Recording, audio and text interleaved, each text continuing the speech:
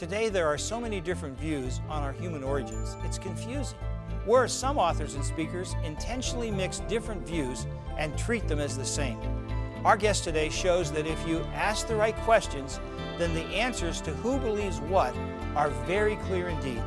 Coming up on today's edition of Origins, Who Believes What? With Dr. Marcus Ross.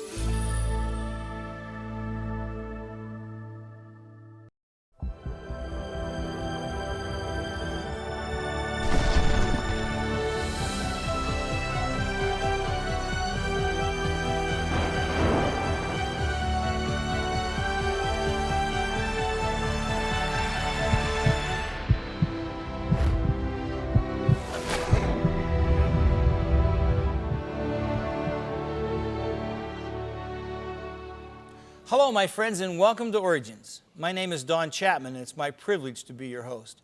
During this program, we showcase interesting guests who present evidence from science, along with other important facts, validating the truth of creation and the accuracy of the Bible. Today's guest is no exception. Dr. Marcus Ross received his PhD in environmental science from the University of Rhode Island, where he researched all sorts of fossils, including a group of marine reptiles known as mosasaurs. In 2005, he started teaching geology, paleontology, and creation at Liberty University in Lynchburg, Virginia. He's greatly interested in the issues surrounding the creation-evolution debate and the intersection of geology with biblical events. Friend, it's so good to have you. Thank you so much. It's now, great to be here. I'm thankful for this show because there's so many different groups and subgroups in this whole creation science debate, and you're going to talk about who believes what. The purpose here is to clarify these relationships that exist between the origins positions so that the viewers at home can start to understand, oh yeah, this is where I sit on this, but my neighbor Fred, he's got a different perspective on this, and I always kind of wondered, but now they get it something for them to be able to talk with them about. So to do that, what I also want to do is talk about how some other people in the academic literature have tried to divide out these positions and show them mostly why they haven't worked out particularly well. And in the end, present a new classification methodology. And this was something that I was doing for the science people. Let me show you how to classify things and provide the accurate definitions that people need in order to say, oh yeah, a young earth creationist believes this, an intelligent design advocate believes this, and a theistic evolutionist believes this. So that anyone who's in those ideas could come up, look at that definition and say, I can agree to that. What I want to have here are fair definitions that accurately reflect what people really believe. Let's do it. All right, so I'm going to take a walk up over here and take a look at some of these terms. This is a show about creation and science, but creationism can be a very broad term and encompass people who think the earth is young, the earth is old, and have a variety of positions on that. We have intelligent design. People like Michael Behe, Stephen Meyer are leaders in the intelligent design community. But what is that? How does it relate to creationism? Does it at all? Young earth creationism. I'm a young earth creationist, but what does that mean? There are old earth creationists as well. How are those different from creationism itself? Then you have other terms usually used by evolutionists, such as neo-creationism, or some people call themselves evolutionary creationists. I mean, Don, this is a lot of terms. It is. This is and they certainly have a diversity of meaning. And they do. And because it's a big, wide world out there, and not all people are easily categorized in just one or two sorts of things. So let's take a look at some of the attempts to categorize these by other folks. The first one here was done by Eugenie Scott. Now, Eugenie Scott was the president of the National Center for Science Education. That was an anti-creation lobbying organization. It still exists. It's out in Berkeley, California. She's since retired, but this was her method to tell people, usually scientists at conventions and meetings or media folks and things like that, this is how she wanted people to understand where the different viewpoints were. Hers started off with, believe it or not, flat earthers. Unbelievable. Now, I've never met a flat earther. Have you ever met a flat earther? I certainly haven't, not in this day and age. I don't think any of them really exist. But nevertheless, Jeannie Scott said that if you took the Bible really literally, if you were the most literal interpretation you could get, you would be a flat earther. You would believe that God created the world 7 days, a few thousand years ago, but you'd also have to believe that the earth was flat. Yeah. Okay, aside from that, The next group in were the geocentrists, the people who think that the Earth does not move and that the solar system goes around it. And then you became progressively more and more liberal in your interpretation of the Bible. You became less literal. So literalism goes up this way, less literal comes down this way. So the next group that we come up with are the young Earth creationists. That's the most frequently found group within the United States. It actually makes up about 40 to 45% of the American population. 45%. 40 to 45%. Gallup polls since 1982 have shown that that's about the level that we've been at for the last almost over 3 decades. Then you have old Earth creationists and gap creationism, day-age creationism, and her method of arranging these is interesting because old Earth creationism is a category that actually includes gap and day-age and progressive creation as groups within it. Right. So these really shouldn't be coming down. Yeah. These should be subsets. Right. Intelligent design, as she puts it, intelligent design creationism, notice she puts the word there. Intelligent design advocates don't like the word creationism added in, but she puts it in because they're, in her view, less prone to literal interpretation, even though intelligent design advocates usually say that their view are independent of the Bible at all. And then down here you get evolutionary creationists and theistic evolutionists, people who think that God was using evolution to do the creative activity. And then the bottom, the people who don't take the Bible for anything at all, in her view, the most rational of all the people are the materialist evolutionists. So in her view, you start with crazy at one end and you go towards completely sane at the other, and you just have this one line of literal Bible versus non-literal Bible. This isn't terribly helpful. It's not much more helpful than another approach that's very similar put by geologist Donald Wise. He's at the University of Massachusetts at Amherst. And likewise, he's got this sliding scale, but he puts 2 axes on here. We have one axis for the Bible and one axis for the science, so it almost looks like a real graph. But this isn't data. These aren't real graph stuff. He puts the young earthers at the top, 4004 BC creation, Noah's flood. Then he puts in old earthers with progressive creationists underneath them, then kind of theistic evolutionary views in here, and then evolution all the way. I mean, this was published in a technical science education journal, and you have the phrase, evolution all the way. This was Donald Wise's view, and down here are agnostics, atheists, and secular humanists who believe that there is no deity and the Bible is not accepted as evidence. On the other side of the graph are the deity can control everything, and the Bible is taken literally, so you end up with the young earthers here. So in both cases, you just have this sliding scale. You're just moving along, more Bible, more science. Donald Wise thinks that science and the Bible are incompatible.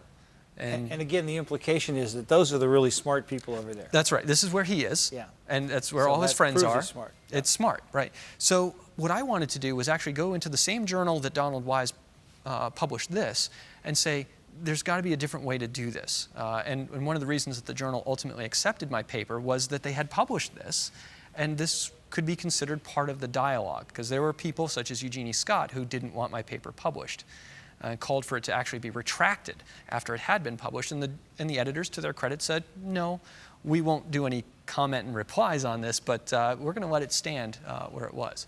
So if we take these 2 views, we see that there's a couple of difficulties here. The first difficulty is what we call a demarcation problem. Now that's a philosophical term meaning to separate 2 things, draw a line in the sand. In their view, the Bible and science, this is the demarcation. The Bible's on one side, science is on the other, and there's a clean line that separates what is science versus what is the Bible. They also all use some sort of literal interpretation of the Bible as a classification method, which is interesting because as both secular humanists, they don't have any sort of vested interest in what an interpretation of the Bible is or should be, and really they don't ever define what literal is. So they run into some problems there. And they also assume that there's a uniform theology amongst all of the positions that they have listed. And for some of them, that's certainly not the case. Certainly isn't.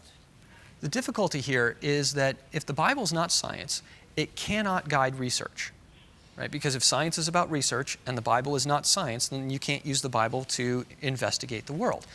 Well, it also can't provide you with any sort of hypotheses to test, and it can't be evaluated by science. The Bible becomes this sort of thing that, is your personal faith, and that's all. It can't exist outside of that.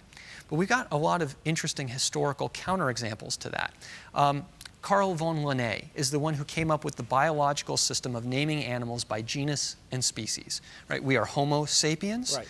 Our pet dogs are Canis familiaris. Linné came up with that system. He believed that the species was the unit of God's creation. And he believed that the genus was kind of a bigger group that included those. Later, he kind of changed his mind. He saw enough evidence that animals could hybridize. He said maybe the genus is the level of God's creation. But Linné thought that the Bible was telling us something about biological classification. He started classification by giving us those Latin names, and we still use it today. Was Linné not a scientist because he was thinking of God creating kinds? I don't know of any biologist who's going to say that Linné was not a biologist, was not a scientist.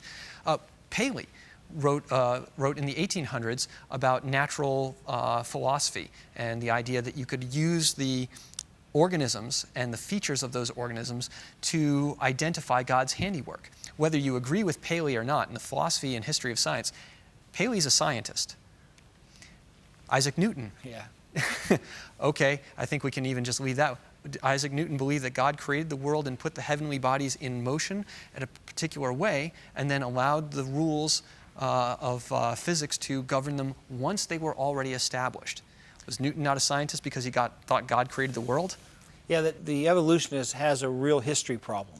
He does. And even in geology, one of my own favorites is Nico Steno, who was the first geologist to ever interpret a set of rocks and give it a geological history. And he said the rocks around Tuscany, Italy could be divided into rocks that were formed during Creation Week, during Noah's flood, and after Noah's flood. Steno started the discipline of stratigraphy, of mapping rock units from one place to another. He's a scientist. So this idea that you can demarcate between the Bible and science simply fails when we look at history. So we also run into the difficulties of this literal criteria. Now, I might say that I take the Bible literally, you might say that, but we also might say, well, I take it literally when it intends to be literal, and I take it as poetic when it intends to be poetic. So what does this mean? So the term is subject to a lot of interpretation, and it's usually not the place of an atheist to determine what is a literal and non-literal interpretation of the Bible, right? If they don't think that the Bible is the inspired Word of God, then their judgment call on what's literal or not is a little suspect on these sorts of things. Absolutely. So according to Eugenie Scott, the most literal members are flat earthers. Old Earth and young Earth creationists claim flat Earth interpretations might be non-literal. Right? You and I have never met a flat earther, but the flat earther might say, based on what I see in the book of Revelation, where God says the four angels are holding the four winds at the four corners of the earth, that means the earth is flat. Now, you're a pastor. You take that as a literal interpretation? Of course not. Why not? It's never intended to be literal. It's intended to be a term that just describes all of the earth, all of it. Right, yeah. I mean, when you're reading the book of Revelation from John, he is being highly non-literal, stylistic, and he tells his audience at the beginning, I'm seeing a vision of heaven. As soon as that word vision comes in, you throw literal out the door. Right. So let's say that the flat earthers actually exist. They say that this passage in Revelation points to a flat earth. You and I might say, you're taking the Bible non-literally because you're ignoring style, you're ignoring context, you're ignoring genre, and as a result, what do we do with the flat earthers? Well, if we've got that system, the flat earthers are being non-literal, we need to move them down because they're not the most literal. We need to move, they're past the gap, the day age, we got to put them in here somewhere.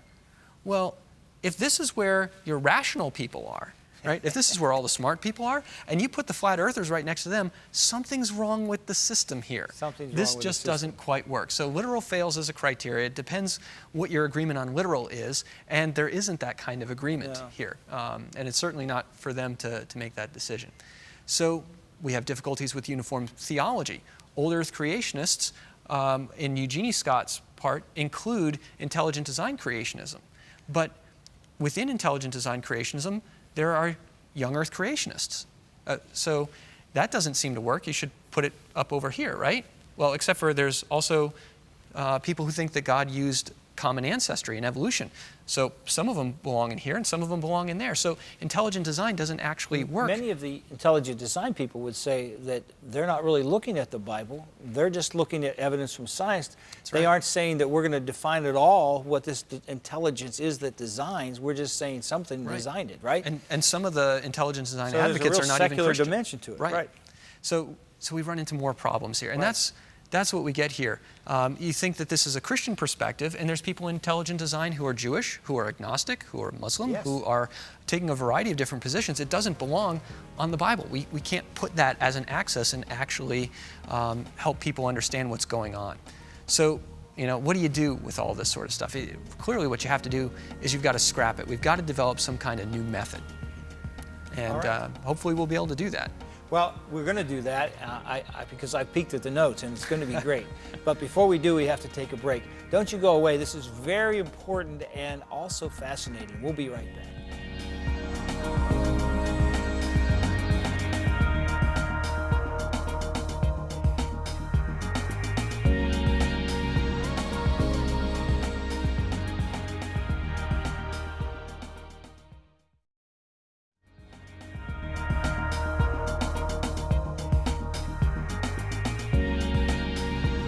Welcome back to Origins. We're talking with Dr. Marcus Ross, and we're looking at the way that we categorize the different positions within the creation movement and down into the evolutionists. We've kind of come to agreement that the terms don't mean much unless we define them a little more clearly, so you're going to help us with that. Yeah, and part of it is my training as a paleontologist. I'm used to classification systems. Sure. How do we determine what species belongs to this or what fossil belongs to that? And so when I approached this issue, I did it with the idea of a classification biologist in mind. And that is that when you go to try and classify something, you never do it on just one character. When you hear the word pachyderm, you think of an elephant. Right. But Pachydermata used to be an order that included the elephants, the hippos, and the rhinos. They were all unified on the basis of one character, thick skin. Yeah.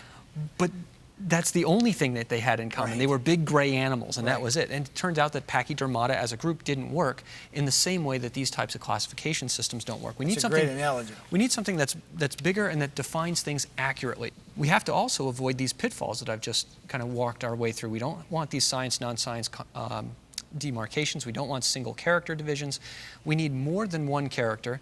We need things that are definitional based and something that actually also reflects the fact that some of these positions have positions inside them and others are positions that are separate from the cluster. So we call that a nested hierarchy. Mm-hmm. So taking a look at how I wanted to approach this. I approach it the way a biologist would. Let's look at the characters. Let's ask questions and see which position answers yes or no to each of the questions. We ask the question of each position, do you believe that the universe is atelic or telic? And what that means is atelic is no purpose, telic means it was made with a purpose. So does the universe and life have a reason to exist, yes or no? Second, is it detectable or not detectable by science? Can we use science to determine whether or not there's a reason for us to be here? If you say yes, that's one mark. If you say no, that's a different mark. Looking again at another one, we have in this character set the nature of the designer. So if we think that we were made by something, then that designer could be a physical entity, say an alien, or it could be something that's non-physical, like God, or something else, right? Maybe you have a pantheistic view where God is part of the nature. Spirit of everything. Exactly. Yes. Now, obviously, a materialist evolutionist who's an atheist is going to say, oh, I don't think that there's any designer involved. So they get scored a different way on these sorts of things. So what we're doing is asking questions and letting each position It answer. defines itself. Exactly. So if we think that there is a designer, we have to ask the question, does it transcend the universe or is it part of the universe itself? And then we also want to ask about the nature of the designer. Is it theistic or non-theistic? Because you could have a theistic God, you could have a deistic God, right? And you could say, one who's present or one who's absent. Yeah. That's right. Did the God start up the world and then just let it run, or has it been an active force throughout the history of its creation and about the history of life over time? We also want to ask some questions about biology, and that is biology fundamentally continuous, such as in an evolutionary view, or is it fundamentally discontinuous? Are there separate groups that were created that do not have a physical ancestry to other types of groups? Regarding the age of the Earth, is the Earth old? Do you think that it's about 4.5 billion years old? Or do you think that the Earth is about a few thousands of years old, 10,000 years, something like that. So all these ones and zeros and x's simply mean, did you answer yes, no, or in the case of the x's here, I don't have an answer for that. Is the God theistic? Well, the materialist says there is no God, so we don't have him coded on that. We run it through a little computer program, and we end up with this type of diagram. Fascinating. Now, it looks kind of like an evolutionary tree, because the evolutionary trees use the same program to build these things. Okay. But what it's not, really what these trees do is that each unit down at the bottom of this tells us about the characters that unite the group. It doesn't tell us that they're related in terms of ancestry. It tells them that they're related based on ideas. And so organization to life is the first. If you're a materialistic evolutionist, you think that life arose through materialistic processes that did not have any designer involved. If you think that there was a designer, the next unit up, everybody going this direction and up this direction believes that design was involved. The big question is, do you believe that that design is detectable, which is the next node up over here, or is that design not detectable by science? So if I'm talking to somebody who's a theistic evolutionist and they say, I believe God created the world, I believe he's responsible for all of it, I believe that Jesus Christ came and died for my sins so that I could join him in his heavenly kingdom, but I don't think that science can tell me how he got the whole thing started, he'd be over here in this group, and that would be weak deistic evolution and weak theistic evolution. Now, they're not weak because you're puny or something. They have a weak view of design in that they don't think it can be detected. Stronger views of design are on the axis still, and we find that there are people who think that aliens made the world, not very many of them, but there are people who think that. People who believe that perhaps the universe is part of God and is an emanation itself of God, and so kind of your pantheistic views, some of your Neoplatonist views. It's only up over a couple of areas here where we start to get to theistic views, such as theistic evolution, where we think that we could detect that God was involved. So Michael Behe, as an intelligent design advocate, thinks that God created using common ancestry and evolution, but he thinks that God was specifically making things along the way. So he belongs up over here, where most theistic evolutionists are on the other side of the graph. I'm a young Earth creationist. I'm way out over here next to the old Earth creationist, because both of our groups agree about more items than anything else. We think that there's real design in the universe, that we can detect that, we can use science to do it. The designer is not part of the universe itself. It's theistic, and that biological world was separately created according to kinds and groups. So I have a lot more in common with an old Earth creationist than I do with any of the others, because we share more ideas in common. And this helps to better reflect these ideas. Another way that one could look at it is these little, nested bins. Again, the young Earth and old Earth creationists are together closest. Even though they disagree on the age of the Earth, they agree that God created according to kinds. They have a lot more in common than they have apart, don't they? Way more in common. Yeah. And that should teach us something in Christian unity as well, that we can disagree about some things. Be afraid to learn from each other. That's right. And we have things that we can learn from some of the ID folks, and we even have some things that we can learn from outside of our perspectives on these. But it tells us that there's a range here, and that some of our groups are more in common to one another, not just because we're more literal on the Bible. That's a mistake to look at it that way. It's because we agree on more particular premises. So intelligent design is a position that recognizes that you can detect design in the universe. That's something that they believe. And that's the only thing that you have to be part of the ID community. So the ID community includes a lot of different perspectives in it who all agree that you can use design to identify things. Young Earth creationism, the definition here is much bigger, but that's because it's more specific. Yeah, intelligent design is not very specific. Young Earth creationism is, because we've got detectable design, we've got a transcendent theistic God, discontinuous biology, and an age. Those are a lot more things than intelligent design is able to affirm, because they're a bigger tent. So ID and young Earth creationism and all these different views are different concepts with limited but important points of agreement with one another. We can determine detectability and design. So, what we can get out of this is that something like intelligent design, if you're reading from an ID person, they're theologically and philosophically very minimalistic. You don't have to agree to a lot to be part of the ID community. Young Earth creationism, as well as old Earth and theistic evolution, much more specific in what they affirm. And so with that, I certainly have a lot of thanks to give out to some of the people who helped read over and give me some comments and critique. And interestingly, we've got two people, Andre Ariu and David Fostovsky, who were at University of Rhode Island when I was a grad student, and they're both materialist evolutionists.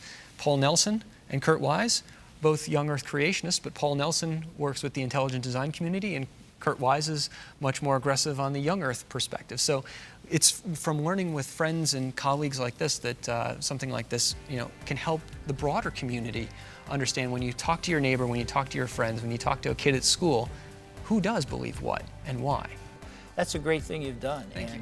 I can see how you took your training from one area and used it in this area to be a help to all of us. My friends, I hope it's helped you too. And I want you to always be sure that you're listening to people even that you don't agree with. A lot of times you'll learn from them. That doesn't mean you give up your principles. It doesn't mean that you surrender truth. But learning is a wonderful thing. And learning to know that every word you use has meaning, and to learn to appreciate people who don't agree with you. All of that's things that Jesus majored in, that he would have us major in. Never forget, though, it's God's view he created you. And that should be your worldview, too. Hope to see you again soon here on Origins. And until then, God bless you, my friend.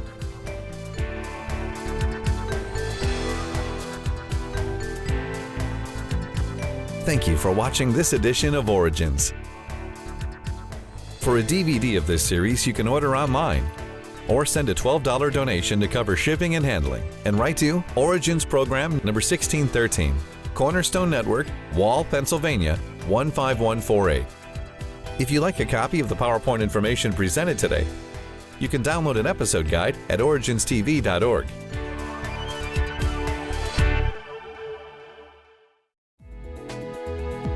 Origins is made possible by the faithful prayers and financial support of you, our Cornerstone family.